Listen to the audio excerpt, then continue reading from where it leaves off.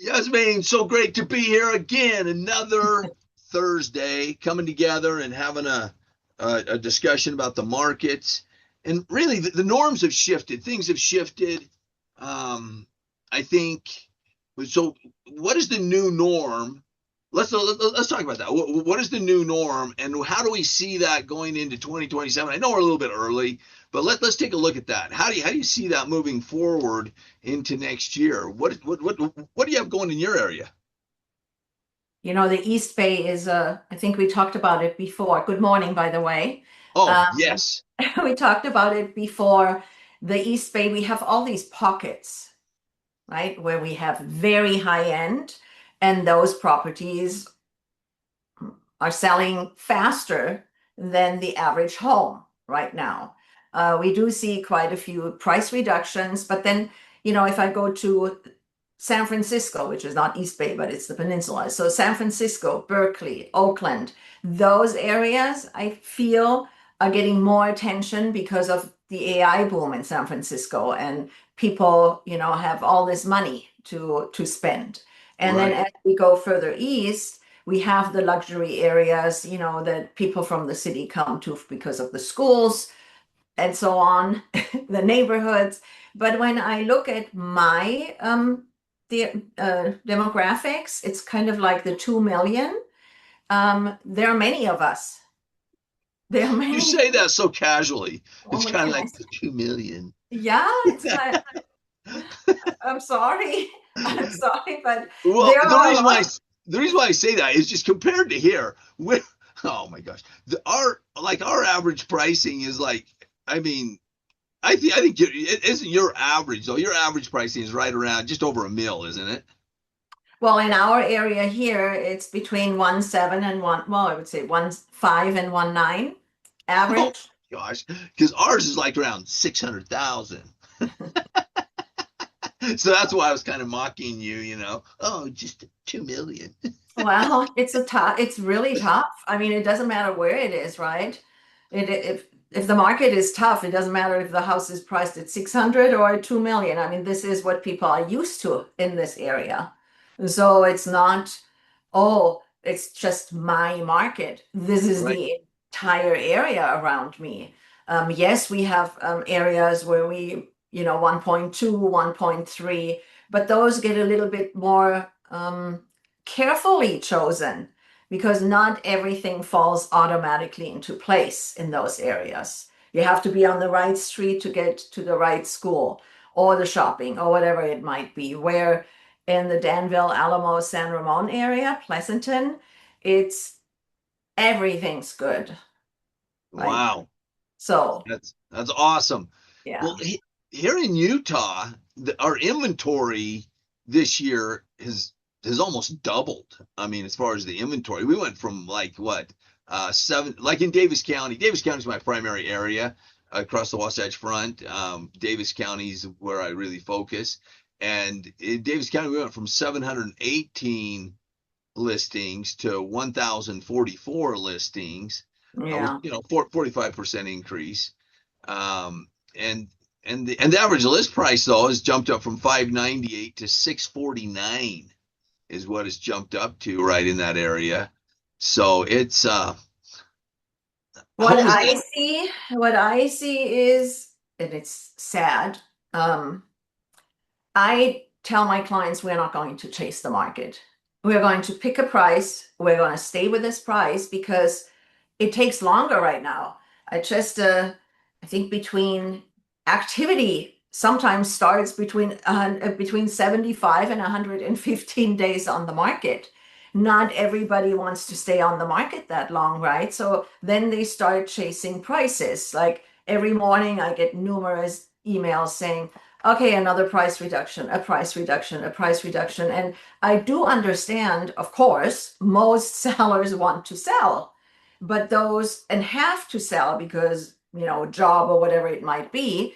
But then there are those who would like to sell and but also would like to make a very educated move. So Right. I typically try to help my clients understand when I don't want to chase the market. I want them to carefully calculate and plan this move or this sale. So, like I told you before, the alternative is to lease. Find a tenant, lease it for a year, and then see how it goes. Of course, that's dangerous when you have a seller who would like to buy in another area. Then bridge loans come into place, and they typically are for 6 months. So everything comes with difficulties right now. So, Well, yeah, cost benefits. There's always a mm, plus and a minus to yeah, everything. Yeah, our days on market we actually went the other direction. Ours went from 85 down to 64. And I guess it settled right around 70 days on market right now is where we're at. But then again, you told me, and I understand it's pockets, but you told me about there's some listings out there that are making $1 million above ask. yeah, and more in San Francisco. That That was San Francisco. 44 homes sold above a million over list price. And it continues. It's not only a million over list price. Sometimes it's 2 million or 3 million. So right now it's kind of like we can also say it's 100% above list price. Some of them. Some of them are listed at 2 and sell at 4.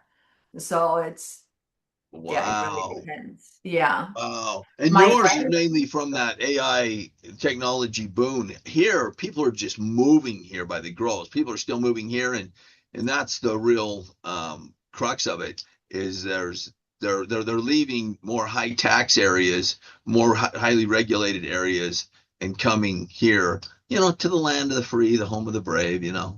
God, here you go. Well, they're coming to a place that still respects property rights and doesn't want And here we go. the I think I said the median sold price. I mean, seriously. I mean, I'm still blown away by the price differences between our two different markets. But to your point, well, here's my question: how does a first time home buyer in your area buy? I mean, seriously. Is that a trick question? No, I'm being sincere. How does somebody get into that market? Because I'm seeing it here. I mean, I'm sitting there going, with our property values going up, because even though it slowed down, the rate at which things are going up has slowed down. First time home buyers are still getting spanked, man. It's like, how do you get in that market? And I look at your situation, your guys' market. How do they ever buy? Well, first-time home buyers, it all depends who you're considering a first-time home buyer. A lot of people here are first-time home buyers are getting assistance by their parents, or they've been living at home with the parents to save up money, right, to increase their down payment. It's job related, and buying $1 million home as a starter is kind of like the norm. If and you start at a condo townhouse, if you want to be in this specific area of Danville, Alamo, San Ramon. But my recommendation to first-time home buyers is always, if you want to live in the Bay Area, look at your price and be flexible. Don't make any demands. The best way to get to a different price range is to get into the market. Buy your first house, doesn't matter where it is, and Oh, just stay with it for a couple years, do some work at it, look at it more like an investment property. So at right. least you have your foot in, and then you do a little bit of work, and in 2 years you go up a step and Yes. then continue like that, and hopefully you get a job promotion or something like that. So I do have first time home buyers, quite a few, and I love that. And we have this conversation where what can I do with 500,000, and then I provide the options. We can go over to Pittsburgh and buy a house, a brand new house, or you can be in Hayward, closer to the city, or Emeryville or so, and you can get a condo. Right. So it really depends on what your needs are. And if it's the first time home buyer without children, it's a little bit easier, right? Because Right. they can buy anywhere because the Right. schools are not that important. And they don't need as many bedrooms. They can be flexible and all that kind of stuff. But the counsel you're giving is very similar to what we say here is you need to get into the market because right now that we talked about this before, the uncertainty tax is taking a toll where there's some in other words, buyers are not getting spanked every single day. Now they can come in, they can negotiate times. Overall, times in the market has gone longer, so there's negotiating room. There's not desperation. As far as the buyer to just have to buy and offer significantly above list for the most part. Same way here, though, as far as what you talked about, just at a different level, but the there's some pockets that are just moving like hotcakes, some that are really not moving. They're being very slow. But a lot of it has to do here with preparation, meaning having that property ready to go, where Yes. it's completely I done, was just going ready. to say what I this morning I was looking at things and it was like if the home is priced closely to what the buyers believe the value is, you're going to sell. But if there is a difference where the buyers are like, oh, we're just going to wait. Buyers right now still don't know that their house might not reduce, it will just be gone and wait until next year. So a lot of people are like, what happened? Why didn't they reduce? Why didn't they do this? Why didn't they do that? And, I get those calls myself. And it's like, it didn't make sense, didn't pan out for my clients. But if it aligns with a buyer's, expectations, I think the houses definitely sell. Yes, definitely. And here we're getting about 98 cents on every dollar on average. And next year we're Yeah. projected to have about a 1.6, 1.7% appreciation next year as far as growth. Ours I is think, actually going to increase next year. At least that's what the forecast is. The important thing right now is to help people understand that interest rates might stay the same, yeah, right? We might not be at 4.5, well, definitely not where we were during COVID, but at 5 or 4.5 or even 5.5, it might be the new norm that we are going to stick around 6.5%.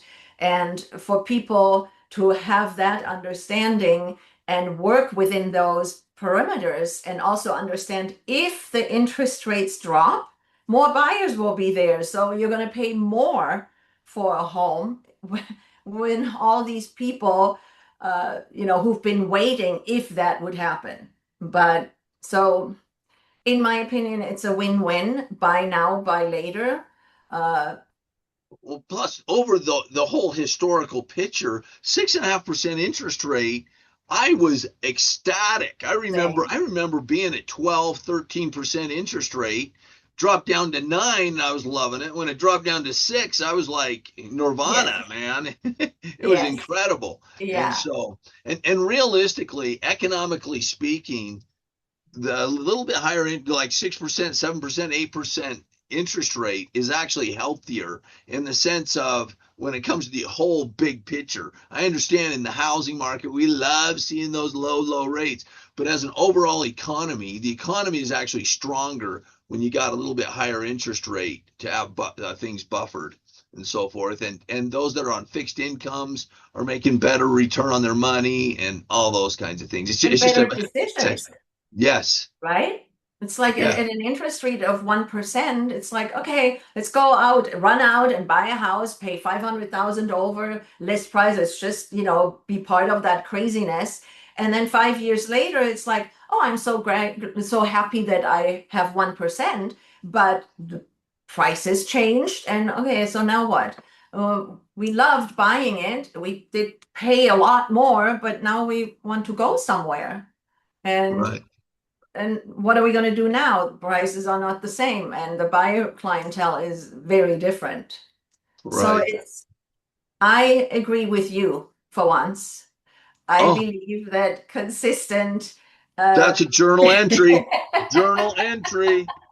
Yasmine agrees with Todd. She finally realizes Todd is always right. Todd is always right. No, I have really given it a lot of thought, and I think people are more thoughtful when the interest rates are higher.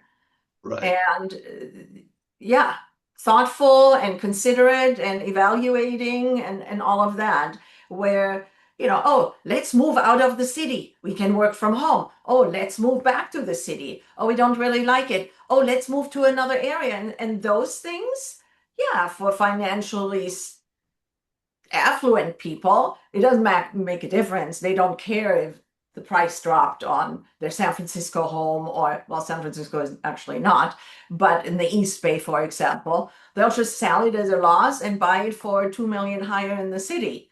And that's, I just don't think it's the norm. And in this area, I feel you sometimes get tricked into this thought of everybody is the same. Right. And I like that I'm not the same. I do like that about myself because I feel I'm thoughtful Well, with people's money. and people are, when it really comes down to it, the human nature is we ourselves individually, we are thoughtful. We're much more giving. It's when that collective comes together that it creates all these problems. It's when we need to, as individuals, that we stand on our own merit, we stand on our own integrity. All of a sudden, things just start flowing, creativity flows, and everything else. It just is. It's a much better approach to life. I agree. Yeah, I that's agree. great. Oh, there we go again. Another journal entry. Yasmine agrees with Todd. Oh, you're so sweet. Awesome. Awesome. Yes. So good. Anything else? Any final words? No, just keep the faith. Stay positive. Stay engaged. Yes, for Don't sure. surrender, and surround yourself with loving people, nice people, and don't listen to the noise. Yes, absolutely. Love it. Love it. You're awesome. You take care. Have a good one. Love you. Bye. Bye bye.